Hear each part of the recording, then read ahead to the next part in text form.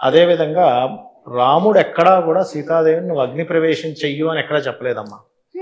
అగ్ని ప్రవేశం చేయని అసలు ఎక్కడా చెప్పలేదు.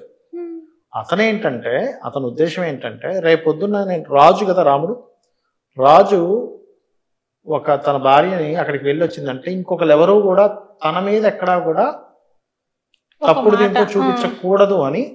సీత నా కంటికి ఏదో అయింది, ఇలా కనిపిస్తుంది అంటే దాని అర్థం ఏమిటంటే తన కంటికి కనబడ్డం అంటే ఏమిటంటే యథా రాజా తథా ప్రజ అంటే రాజే ప్రజలు, ప్రజలే రాజు అంటే ప్రజలు ఇలా చూడగలరేమో నిన్ను రేపొద్దున్న. కాబట్టి నువ్వు అగ్ని ప్రవేశం చేసుకొని ఇలా అవ్వాలని చెప్పి అతను డైరెక్ట్ అగ్ని ప్రవేశం చేయమని చెప్పలేదు. ఆవిడంతటా ఆవిడే అగ్ని ప్రవేశం చేసి నన్ను నేను నిరూపించుకుంటాను అని చెప్పి చెప్పడం జరుగుతుంది.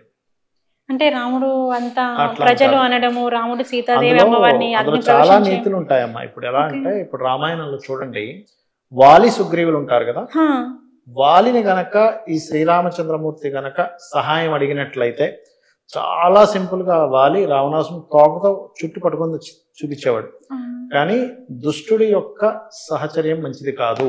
మనం ఎవరితోనైనా ఫ్రెండ్షిప్ చేస్తే వాడు ఎంత బలవంతుడైనా వాడు దుష్టుడు అనుకుంటే ఫ్రెండ్షిప్ చేయకూడదు అనేటువంటి నీతి అక్కడ.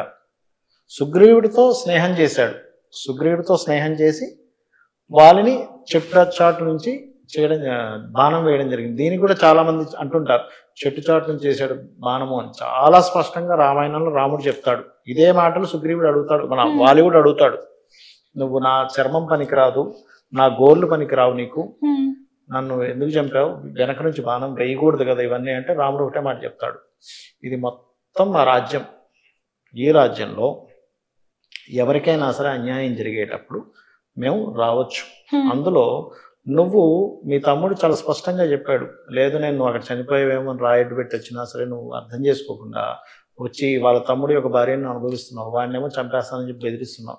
వాడేమో తెలియకుండా యొక్క సుగ్రీవుడేమో కొండ మీద ఎక్కి దాక్కున్నాడు, కొండ మీద అంటే ఆ కొండ మీదకి రాడనమాట. వాళ్ళు వస్తే ఈయన తల 1000 వరకులు అవుతున్నాయి.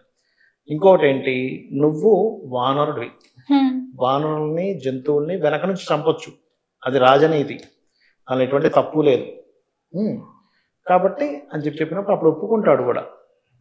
ఇది తెలియక చాలా మంది ఏం చేస్తుంటారంటే రాముడు అలా బాణం వేశాడు, ఇలా బాణం వేశాడు, అదేది మన అగ్ని ప్రవేశం చేయమన్నాడు, ఇట్లాంటివన్నీ మాట్లాడుతూ ఉంటారు తెలియక. మన మనుషులు కూడా ఇప్పుడు ప్రజెంట్ అంటుంటారు సీతాదేవి అంతటి వారి అగ్ని ప్రవేశం చేశారు, రాముడు అంతటి వారే అవమానించారు అనేటువంటి